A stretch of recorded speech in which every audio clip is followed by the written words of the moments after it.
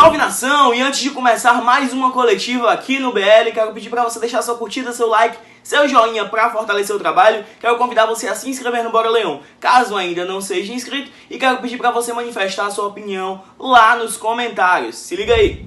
Vamos ouvir o técnico Rogério Ceni da equipe do Fortaleza. Um jogo bem complicado para a gente, né? Com linhas bem baixas. Nós tentamos fazer o time mais ofensivo possível, tentamos ter mais um jogador de criação, que é o Dodô, jogando como segundo volante. Mas não fizemos um grande jogo, assim, tecnicamente. Acho que a gente, principalmente no primeiro tempo, né? O time não entrou da mesma maneira como entrou, por exemplo, contra o Atlético Paranaense ou até mesmo na derrota para o Botafogo. E aí no segundo tempo começou a correr atrás, começaram a abrir os espaços também e a gente começou a ter mais oportunidades de gol. Fizemos as trocas também, achando dentro do que era necessário para tentar, através da habilidade dos jogadores de lado de campo, poder mudar um pouco a história do jogo.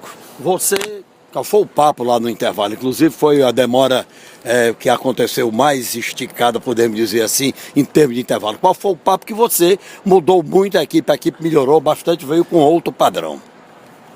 Lá dentro, o que acontece lá dentro normalmente fica lá dentro, né? Mas eu acho que eu não sei se foi a vitória do Ferroviário diante do Santa Cruz, o placar, talvez a gente não teve o mesmo brilho no olho, a mesma concentração de outros jogos anteriores. E eu também acho que é natural você não conseguir jogar, para quem joga 14 jogos em 7 semanas, é natural que você não vá fazer todos bons jogos, né? Mas eu acho que nós precisávamos um pouquinho mais rápido, virar esse jogo mais rápido, trabalhar essa bola, né? Às vezes aí o jogador demora um pouquinho para dar um toque na bola, virar mais rápido, o torcedor começa a vaiar e a gente acaba trazendo o torcedor daí contra a gente, né? Então foi mais no sentido de mostrar o que a gente deveria fazer. Mas como não surtiu muito efeito nos primeiros 15 minutos, eu acho que daí o Oswaldo cansou um pouco, é natural a entrada do Marcinho no lugar dele. E aí nós deslocamos o Edinho para o meio, né, junto mais próximo do Wellington, centralizado de 9, e botamos o Romarinho um pouco mais aberto para fazer a função do Edinho. Ô Rogério, após o término da partida, na entrevista coletiva do Romarinho ali para a TV, você fez questão de ficar parado esperando o jogador, pediu inclusive que ele se direcionasse à torcida, um homem tão criticado e que hoje fez um golaço e colocou Fortaleza na final da Copa do Nordeste. O mundo do futebol, ele dá voltas, né? É muito efêmero. E eu acho que foi legal, eu esperei porque eu queria ver ele sair aplaudido de campo um dia, como tantas vezes. Eu acho que, assim, a gente vive de cobrança. Eu já fui vaiado uma vez jogando pelo São Paulo. E as vaias, quando você joga, elas são inerentes à profissão, o julgamento público, né? De quarta e domingo. Então, assim, eu acho que o torcedor, valeu a pena a insistência com ele, né? Valeu a pena a paciência nossa, do Fortaleza. Hoje eu acho que ele tem que desfrutar de um momento especial, diferente na carreira dele. Um gol que leva o Fortaleza à final da competição e um gol de uma jogada bem trabalhada, com calma, um corte com total consciência, uma batida de perna esquerda que não é o forte dele. O Romarinho finaliza muito bem nos treinos, ele trabalha muito bem. E você vê que a bola que quase pegou, acho que na perna dele entrou, deu na trave ali, né? Qual outro jogador conseguiria dar aquele pique para tentar salvar o gol? Olha, poderia ter feito um gol contra, mas qual jogador conseguiria estar presente com a velocidade que ele chegou? Então é um jogador muito útil taticamente para a gente. Eu acho que foi coroado hoje, eu fiz questão de ver a saída dele e pedir para que ele agradecesse o torcedor. Porque o torcedor também, outras vezes, ele saiu aplaudido pela dedicação dele dentro de campo. E hoje eu acho que ele sai como talvez o grande nome do jogo por ter alterado o 0-0 do placar em campo. Com o time na final, ainda restam 10 jogos até a parada, né? Com o time na final, 10 jogos. Você rodou hoje e terminou o rodízio. Você não colocou o Quinteiro e nem o Carlinhos. Só faltava tirar esses dois. O rodízio, o objetivo foi alcançado?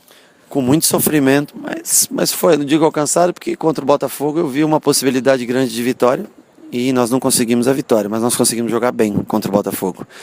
E claro que o resultado final é importante, mas tudo que você constrói dentro dos 90 minutos, ele também é valorizado pelo torcedor, a forma como você joga, as chances que você cria, o modo como você se comporta dentro do campo.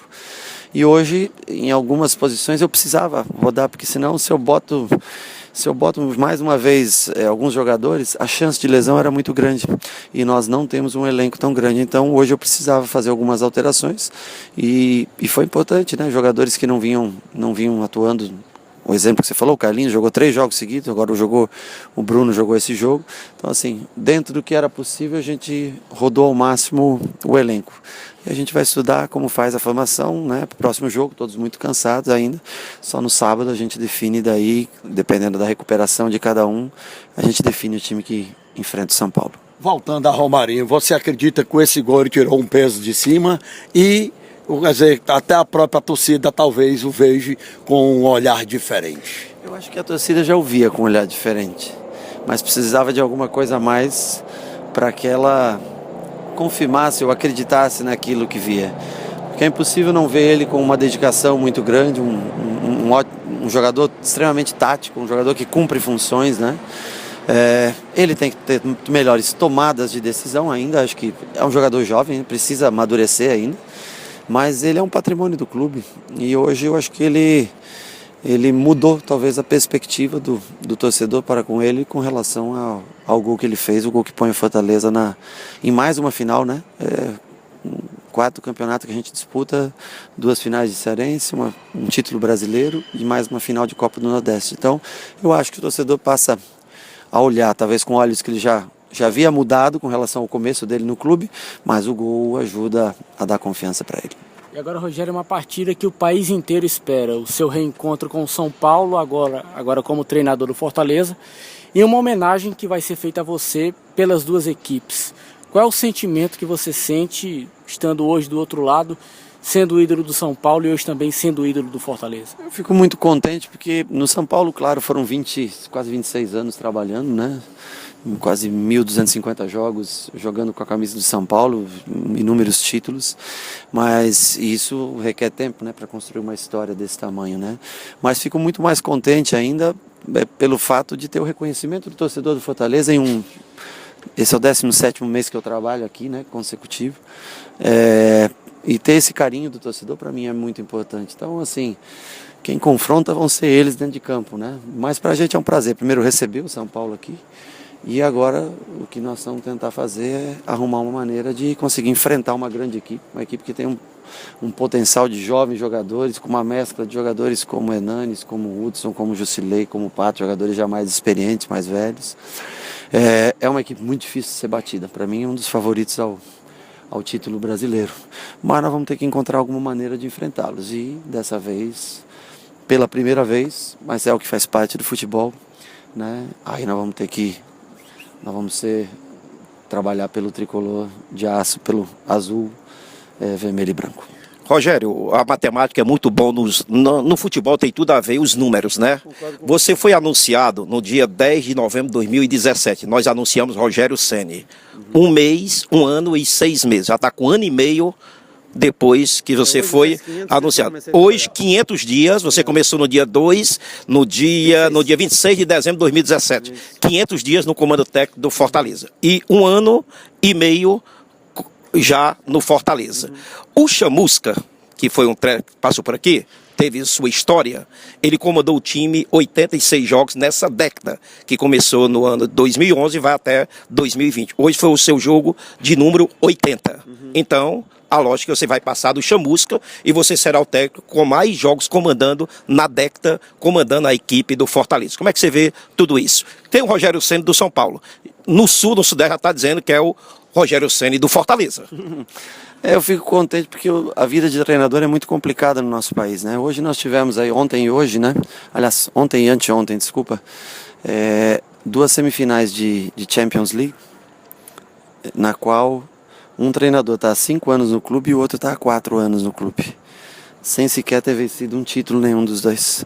Os dois caras que eu visitei, que eu conheci, que eu conversei, Pochettino, um cara assim, fantástico, uma receptividade muito legal no Tottenham, e o Klopp também, quando eu fui estudar fora junto com o Charles, nós fomos fazer cursos lá fora, nós fomos muito bem recebidos pelo Liverpool, foi o time que eu joguei uma final de Mundial e nós vencemos, né?